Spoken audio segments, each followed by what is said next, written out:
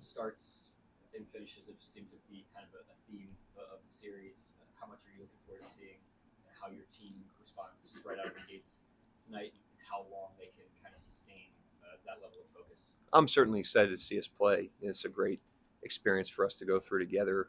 There's no team I'd rather be going through with than this one. Um, but in terms of starts and finishes, it's a 48-minute game. Every game's different. We don't know how this one will unfold. But we need to be as good as sharp as we can be, possession by possession, first quarter, fourth quarter, second, third. What else we got? Andrew?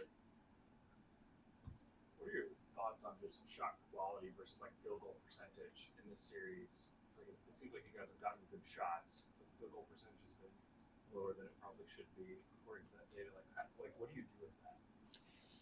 Um, it's a good question. Some of it is relative to the defense that they're playing. They've played a lot of zone, which changes um, kind of the pie chart of what can be expected.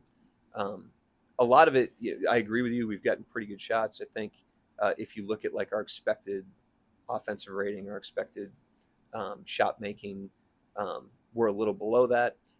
Some of that might just be it's the playoffs and the closeouts are a little harder and things like that. But the biggest, reason we use it is not to overreact.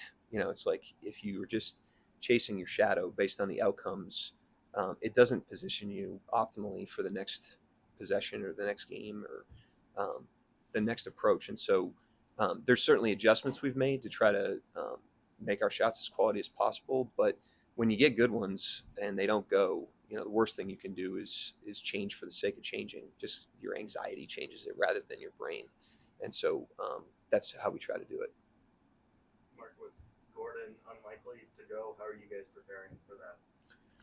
I mean, he doesn't play every minute of every game, so there's times that he's not out there that we're aware of how that changes the complexion of their team. If he doesn't play, we'll be prepared for that. But if he is out, if he was out for a series, it would greatly change things. But in a single game thing, it's game seven. Anything can happen.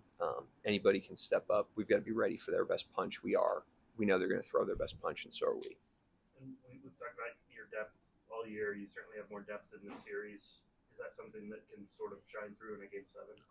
Yeah, I mean, it's we're running our race. We're not doing it relative to our opponent, but I trust our players, and I've seen a lot of these guys deliver in a lot of different situations. A lot of it will depend on how the game's going and reacting to the game. So I don't have like a preset plan of exactly who will play and how much, but I trust all the guys in the locker room and certainly trust them in situations like this.